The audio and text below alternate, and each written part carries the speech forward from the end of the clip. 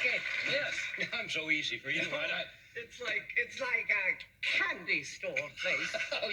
You're going into your Catherine Hepburn now, right? No, not really. Hello, Ed. Hello.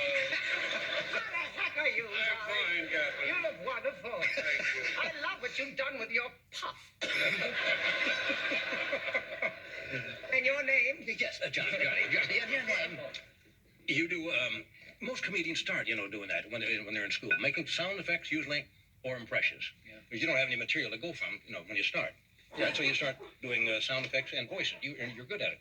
Okay. Most of the voices outside the celebrity impressions come from people the other characters.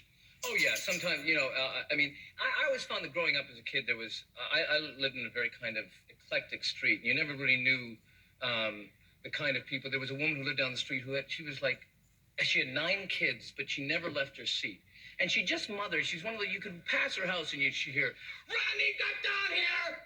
Stop that banging, young man! And you went over, I knew one of her sons, and she just sat there in this thing, and she smoked, she had cigarettes in the coffee mug, and she always had a big Slurpee. And every 3 minutes she'd say, she loved John Kennedy. Oh. She'd always be saying, when he was what they call a working aholic. That is the, brain freeze, and she'd get a brain, this is bad this time.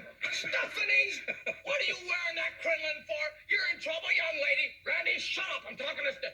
But Kennedy was, and you just kind of say, and this is she never left her chair, all the kids, raised, right. Beautiful, and so maybe that was enough. Yeah. Now you've got 3? Yeah. 3 children. Yeah, 3. Now you're kind of a child, well, all comedians are childlike. Yeah. But you're about to say I'm more childlike. I was going to say you are more childlike than most comedians. I mean, you just. Yeah.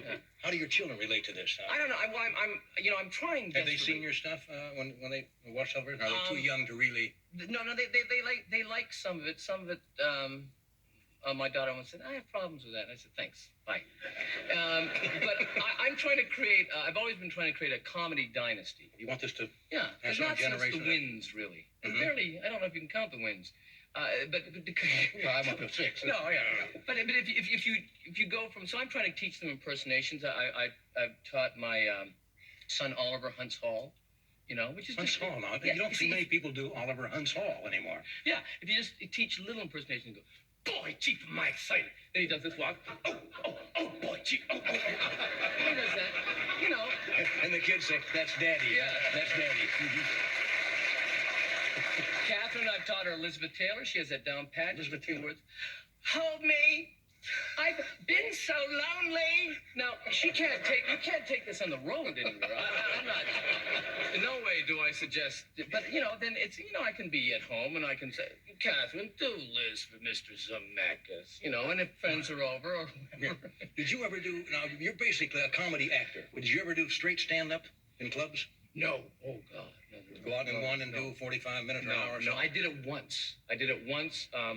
I had this, to me, it's the hardest thing in the world because my orientation is Second City. Right. And ensemble playing more. Yeah, and that's, you're doing a scene, you can respond off some of them, makes sense. To do a stand-up, yeah. I think it's enormously, I did it once. A friend of mine, this girl, Carol Pope, she had a punk rock and roll group called... And you opened for them? Yeah.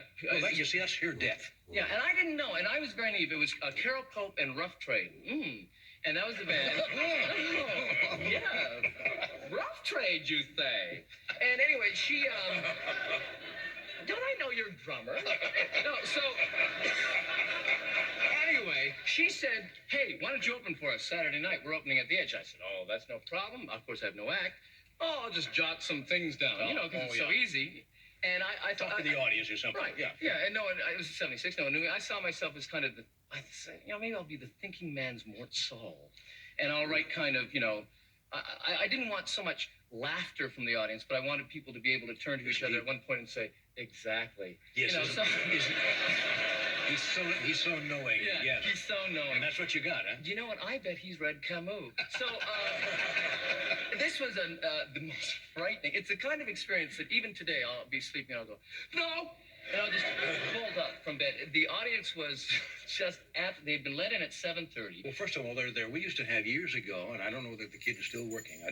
He used to open for rock groups, and and traveled, and he says the audience was ready to kill him because as soon as he walked on the stage, they were there. He'd like open for the Beatles or something. Yeah. And they'd be screaming at him as soon as he get off the stage. We don't want to see you. Yeah. You stink. You're lousy. Yeah. And then he opened for those. No, that's what they were like. Ah, boo! We hate you, boo! And I hadn't even left the house yet. This is. And that's your own family. Why the hell have I done?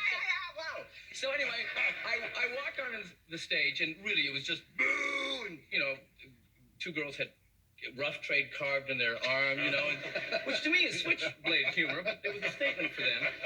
And one woman was dressed as kind of like in a Betty Davis hairdo, saying, "Get off the stage, Bob!" And people boom. There was a guy going, "Bah." And truthfully, and they were just kind of looking at me, and they're just screaming, and I didn't say a word. I was just stunned. I was standing like this, and I don't know why. I think I had this, today I go, "Good night," and leave, But then I had kind of this Duke Wayne thing, and I thought I'd just, rough it out. Rough it out.